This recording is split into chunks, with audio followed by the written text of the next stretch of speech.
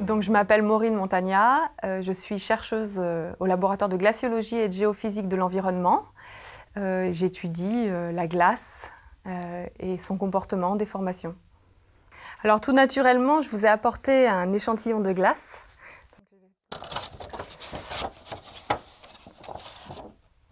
Alors là, il s'agit d'un échantillon de glace que nous avons fabriqué en laboratoire afin que cette glace puisse respecter certaines propriétés, certaines caractéristiques que l'on souhaite étudier. Mais elle est en tout point semblable, par exemple à de la glace qu'on peut trouver dans des cascades de glace ou dans des forages profonds en Antarctique ou au Groenland.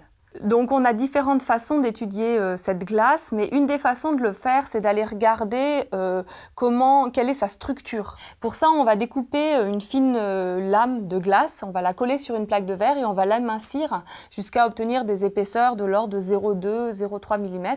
Et c'est ce qu'on appelle une lame mince. Et ensuite, on va observer cette lame mince à travers des polariseurs croisés. Et là, on va voir apparaître tous les grains dont est composé cet échantillon. Alors ces caractéristiques, donc que ce soit la forme, la taille des grains, va dépendre en fait de l'histoire de formation et de déformation de notre glace. Donc par exemple, on va pouvoir faire ce type d'analyse tout le long d'un forage profond, du Groenland ou de l'Antarctique, et on va pouvoir voir évoluer la forme, la taille des grains, leur orientation, et avoir une meilleure perception de l'histoire de déformation de notre glace. Dans le cœur de mon sujet, ça peut être essayer de comprendre comment la glace se déforme dans les conditions des calottes polaires.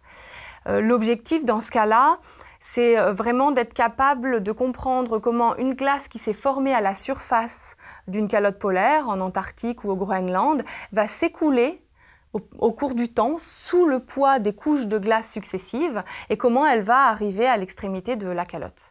Cette connaissance de l'écoulement, elle est assez importante, très importante, si on veut comprendre comment cette calotte polaire répond aux variations du climat et aussi si on veut pouvoir dater les forages profonds.